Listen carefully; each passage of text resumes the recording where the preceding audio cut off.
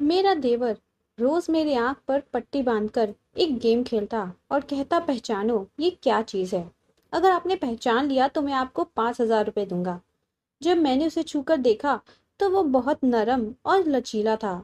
मैंने घबराकर जैसे ही अपनी आंखों से पट्टी हटाई, तब तक देवर ने वो चीज छुपा दी थी। एक दिन मैंने जब देवर से कहा कि अपनी बहन के साथ भी वही गेम खेलो, तो उसने मना कर दिया।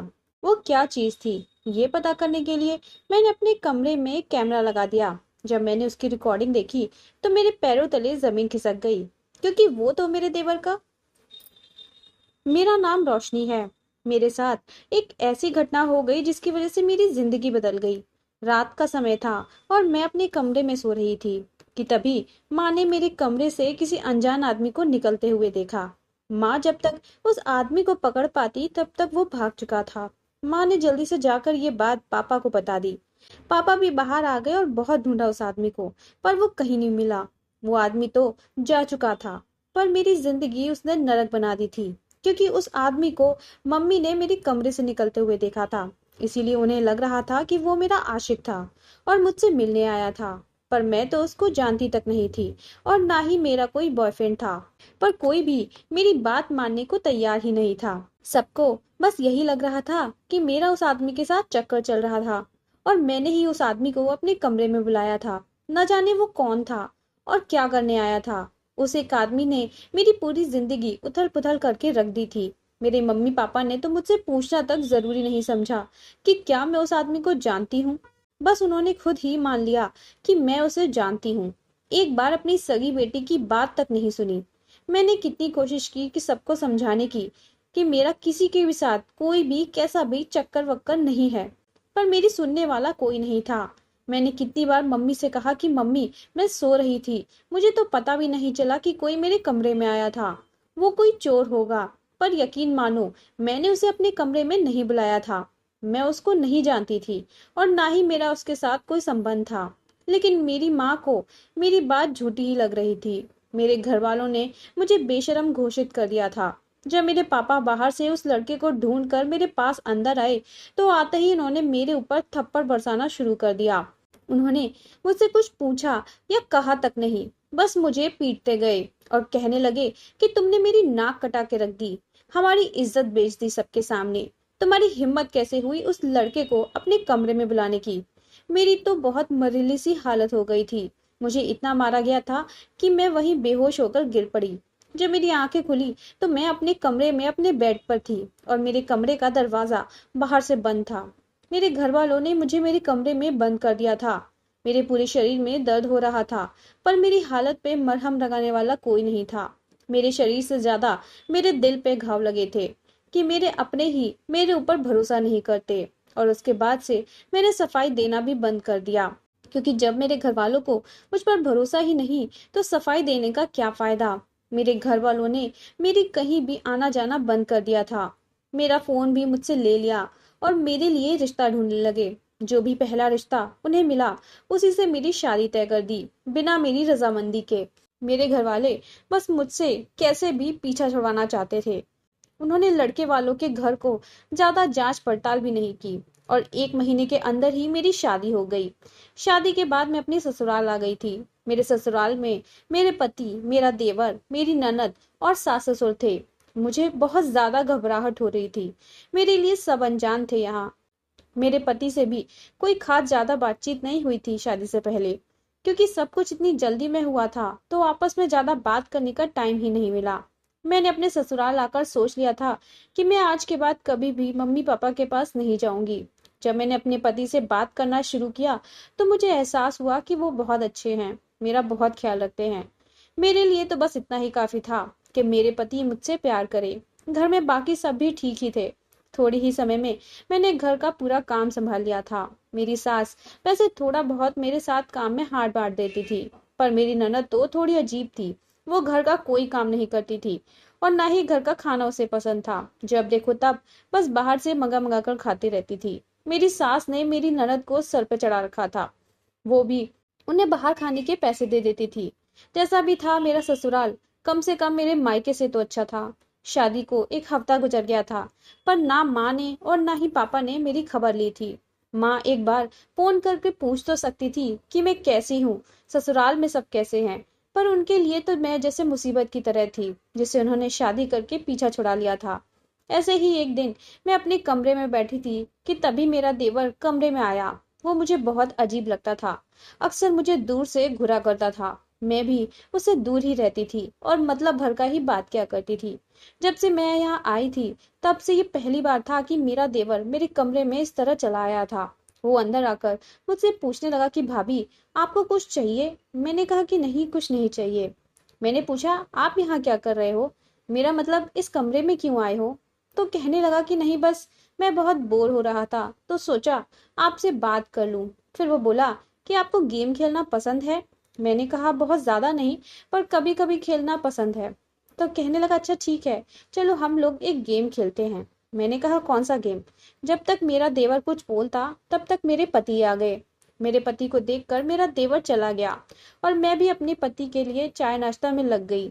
वो अभी ऑफिस से थके हारे आए थे। अगले दिन मैं घर का काम निपटाने में लगी हुई थी कि तभी देवर आया और कहने लगा कि भाभी, मैं आपके साथ गेम खेलना चाहता हूँ। मैं आपकी आंखें बंद कर दूंगा और आपके हाथ में एक चीज दूंगा। आपको पहचानना है कि वो क्या चीज है। अगर आपने सही पहचाना तो मैं आपको 500 रुपये दूंगा। मैंने कहा नहीं, अभी मैं नहीं खेलूंगी, मेरे पास अभी बहुत काम है, फिर कभी खेलेंगे। ये बोलकर मैंने उसे टाल दिया तो वो चला गया। शाम को मेरे पति जब घर आए तो मैंने उनसे कहा कि कुछ पैसे दे दो, मुझे अपना थोड़ा सामान लेना है। लेकिन मेरे पति ने मुझे पैसे देने के लिए बिल्कुल मना कर दिया। उन्होंने कहा कि हमारी शादी तो अभी कुछ दिन पहले ही हुई है, अब कौन सा सामान लेना है तुम्हें, इतनी जल्दी कैसे खत्म हो गया, अभी तो तुम्हारे पास सब होगा, फिजूल का खर्चा ना करो, अगर सही में जरूरत होगी तभी दूंगा। और अभी मुझे देखकर ऐसा नहीं लग रहा कि सच में तुम्हें पैसे की जरूरत है, सब कुछ तो है तुम्हारे पास। मुझे उनकी ये बातें बिल्कुल भी अच्छी नहीं लगी थी। आखिर एक पति का फर्ज होता है कि वह अपनी पत्नी को पैसे दे। उन्होंने तो अभी से अपनी जिम्मेदारियों से हाथ झाड़ लिया था। अभी तो मेरे आगे पूरी जिंदगी पड़ी थी। मैं नाराज होकर किचन में चली गई और अपने काम में लग गई। अगले दिन जब मैं काम खत्म करके अपने कमरे में आराम कर रही थी तब फिर से मेरा देवर मेरे पास आया और कहने लगा कि भाभी चलो गेम खेलते हैं। मेरा बिल्कुल भी मन नहीं था, पर मैंने हाँ कह दी क्योंकि वो कई बार मुझसे खेलने के लिए बोल चुका था, पर मैंने खेला नहीं था। इसीलिए मैंने कहा कि अच्छा ठीक है, चलो खेलते हैं। मैंने पूछा कैसे खेलना है, तो उसने कहा कि मैं आपकी आंखों पर पट्टी बांध देता हूँ और उसके बाद आपके हाथों में कोई चीज दूंगा, आपको बताना कि वह क्या चीज है। अगर आपने सही बताया तो मैं आपको 100 रुपये दूंगा, और अगर आप हार जाते हैं तो आप मुझे 100 रुपये देंगी। मैंने कहा ठीक है। मैंने उसे कहा कि अभी मैं पैसे नहीं दे पाऊंगी क्योंकि अभी मेरे पास नहीं है, जब तुम्हारे भैया मुझे दे देंगे तब तुम्हें दूंगी। अगर तुम तैयार हो इस बात के लिए तो ठीक है, मैं खेलूंगी, वरना नहीं। मैंने ऐसे बोल दिया था, पर मुझे मन में भरोसा था कि मैं ही जीतूंगी। मेरे देवर ने कहा कि कोई बात नहीं भाभी, जब आपके पास पैसे आ जाएं तब दे देना, मुझे कोई दिक्कत नहीं है। और ये बोलकर हम गेम खेलने लगे। उसने मेरी आंखों पर पट्टी बांध दी और उसके बाद मेरे हाथ में एक चीज पकड़ा दी। मैं उसे छूकर देख रही थी तो कुछ नरम सा था वो, पर मुझे बिल्कुल भी समझ नहीं आया कि वो क्या था। मैं बहुत देर तक उसे पहचानने की कोशिश करती रही, लेकिन मैं हार गई। मैंने जब तक अपने आंखों से पट्टी हटाई, मेरे देवर ने वो चीज छुपा दी थी। जब मैंने उसे पूछा कि वो क्या चीज थी तो कहने लगा कि मैं आपको नहीं बता सकता क्योंकि ये तो मेरा सीक्रेट है, आपको बता दिया तो शायद आप गुस्सा करोगी। ये बोलकर वो मेरे कमरे से निकल गया। ऐसे ही 3-4 दिन बाद फिर से मेरा देवर मेरे कमरे में गेम खेलने आया और कहने लगा भाभी, क्या वो गेम हम दोबारा खेलें? अगर आप जीती तो मैं आपको 2,000 रुपये दूंगा और अगर मैं जीता तो आप मुझे 2,000 रुपये देंगी। मैंने कहा कि ठीक है, मैं एक बार और खेल कर देखती हूँ, क्या पता इस बार जीत जाऊं तो तुम्हारे पिछले वाले पैसे भी दे दूंगी। ये सुनकर मेरे देवर ने फिर से मेरी आंखों पे पट्टी बांध दी और मेरे हाथ में वही रचीला कुछ पकड़ा दिया। जब मैंने उसे छुआ तो मुझे वही एहसास हुआ जो पहली बार छूने पर हुआ था, लेकिन मैंने आज भी ये नहीं पहचान पाया कि क्या चीज है, और मैं फिर से हार गई। वह कहने लगा कि भाभी, आप तो आज भी हार गई, तो आपके ऊपर मेरे 2,100 रुपये हो गए हैं। मैंने कहा कि तुम्हारे भैया ने मुझे अभी तक पैसे नहीं दिए हैं। तो वो कहने लगा कि आप परेशान ना हो, जब आपके पास पैसे आ जाएंगे तब आप मुझे दे देना। मैंने अब सोच लिया था कि मैं इसके साथ अब कोई गेम नहीं खेलूंगी। मैं खेलती तो आज भी नहीं, क्योंकि मुझे उसके पहले के पैसे देने थे। पर मेरे पति का जन्मदिन आने वाला था और मैं उनके लिए कोई अच्छा सा गिफ्ट लेना चाहती थी। इसीलिए मैंने सोचा था कि अगर मैं जीत जाऊंगी तो सब अच्छे से हो जाएगा, क्योंकि मेरे पति तो किसी चीज के लिए मुझे पैसे ही नहीं देते थे। फिर 2 दिन बाद हम लोग बैठे शाम का चाय नाश्ता कर रहे थे। मेरी सास अपने कमरे में सो रही थी और मेरे पति अभी तक ऑफिस से नहीं आए थे। मेरी ननद, मैं और मेरा देवर, हम तीनों ही थे बस। तो मैंने अपने देवर से कहा कि चलो वही गेम खेलते हैं। इस बार ननद की आंखों पर पट्टी बांधते हैं और तुम वही चीज उसे दे देना, देखो वो पहचान पाती है या नहीं। मेरे ऐसा कहने पर मेरे देवर जी का चेहरा ही बदल गया। वो कहने लगा कि नहीं, मैं वो गेम अपनी बहन के साथ नहीं खेल सकता। मैंने कहा कि क्यों, ऐसा कौन सा गेम है जो तुम अपनी भाभी के साथ खेल सकते हो लेकिन बहन के साथ नहीं। तो उसने आगे कुछ नहीं बोला और वहां से उठकर चला गया। मेरी ननद, उसको तो जैसे कोई फर्क पड़ा ही नहीं था, वो तो अपने फोन में ही बिजी रहती थी। मेरे देवर की इस हरकत ने मुझे सोचने पर मजबूर कर दिया था कि आखिर ऐसा क्या था जो ये अपनी बहन के साथ नहीं खेल सकता ये गेम। मेरे अंदर अब उत्सुकता आ चुकी थी। मुझे ये बात जाननी थी कि वो क्या चीज थी। इसीलिए मैंने अब इसके लिए एक प्लान बनाया। अगले दिन मैंने अपने कमरे में अपना फोन का कैमरा ऑन करके छुपा दिया और फोन ऐसे रखा था मैंने कि पूरी रिकॉर्डिंग भी अच्छे से हो जाए और फोन दिखाई भी ना दे। उसके बाद मैंने अपने देवर को बुलाया और कहा कि चलो वो गेम खेलते हैं। अब की बार 5,000 की शर्त लगाते हैं। इस पर देवर ने कहा कि भाभी, आपने पहले वाले तो पैसे दिए नहीं हैं, फिर इतने ज्यादा पैसे की शर्त क्यों लगा रही हैं। मैंने कहा कि मुझे लगता है इस बार मैं जीत जाऊंगी। मैं तो बस वो चीज क्या है ये जानना चाहती थी। मुझे अभी जीतने और हारने से फर्क नहीं पड़ रहा था। मेरा ऐसे कहने पर मेरा देवर खेलने के लिए मान गया। उसने मेरी आंखों पर पट्टी बांध दी और फिर वही चीज मेरे हाथों में पकड़ा दी। मैंने फिर से अपना दिमाग लगाया कि ये क्या चीज है, पर नहीं जान पाई। वो नरम और लचीली चीज क्या थी पता नहीं।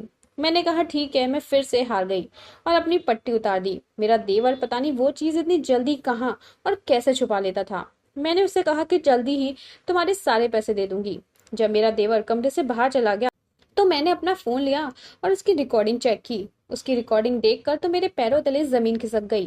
तब तक मेरे हस्बैंड भी आ चुके थे। उन्होंने मेरे चेहरे का उड़ा हुआ रंग देखा तो पूछने लगे कि क्या हुआ तुम्हें। मैंने उन्हें सब बता दिया और वो रिकॉर्डिंग भी दिखाई। उसे देखकर मेरे पति ने मेरे देवर को बुलाया और उसे वो रिकॉर्डिंग दिखाकर कहने लगे कि ये सब क्या है, तुमने अपनी भाभी के साथ ऐसा क्यों किया और तुमने उसे घर में क्यों रखा है। दरअसल वो जो चीज मुझे पकड़ने के लिए देता था वो एक गिनी पिग था। मेरे देवर ने कहा कि वो मेरा पालतू है, वो भाभी को खुश नहीं करता। फिर मेरा देवर कहने लगा कि भाभी, मैंने आपको बोला था ना कि ये मेरा सीक्रेट है, फिर आपने ये भैया को क्यों बता दिया। ये लोग अब उसे इस घर में रहने नहीं देंगे। इसीलिए उस दिन मैंने अपनी बहन के साथ वो खेलने से मना कर दिया था, क्योंकि मैं जानता था कि अगर मैं उसके साथ वो गेम खेलता तो वो सबको बता देती कि मेरे पास गिनी पिग है। प्लीज उसे मेरे से दूर मत करो भैया, वो मुझे बहुत प्यारा है। मैंने अपने देवर से कहा कि वो कहाँ है इस समय, मुझे दिखाओ। तो उसने अपनी टी शर्ट के नीचे एक छोटा सा बैग पहन रखा था। उसमें से उसने गिनी पिग को निकाला। उसने गिनी पिग अपने हाथ में ले लिया और कहने लगा कि मैंने इसका नाम जेली बीन रखा है। मेरे हस्बैंड ने बताया कि उसके भाई को जानवरों से बहुत प्यार है, वो आगे जाके एनिमल साइंटिस्ट बनना चाहता है। मुझे जब पूरी सच्चाई पता चली तो मेरा गुस्सा अपने देवर के लिए खत्म हो गया। मैंने अपनी पति से कहा कि प्लीज जेलीबिन को उसके साथ रहने दो। अगर इसमें आपका भाई खुश है तो आपको भी खुश होना चाहिए, और वो अपनी लाइफ में जो भी करना चाहता है उसमें हमेशा आपको सपोर्ट करना चाहिए। मैंने अपने देवर से कहा कि प्लीज मुझे माफ कर दो कि मैंने तुम्हारा सीक्रेट इस तरह सबके सामने उजागर कर दिया, पर आज के बाद मैं इस बात का ख्याल रखूंगी कि ऐसी गलती मैं दोबारा ना करूं। मेरी बात सुनकर मेरे पति मान गए और अब मैं भी जेलीबीन के साथ खाली समय में खेल लेती हूँ। दोस्तों, आपको ये कहानी कैसी लगी हमें कमेंट बॉक्स में लिखकर जरूर बताएं। कहानी अगर पसंद आई हो तो इसे लाइक और शेयर करें और चैनल को सब्सक्राइब करना बिल्कुल भी ना भूलें। फिर मिलेंगे एक नई कहानी के साथ, तब तक के लिए बाय बाय।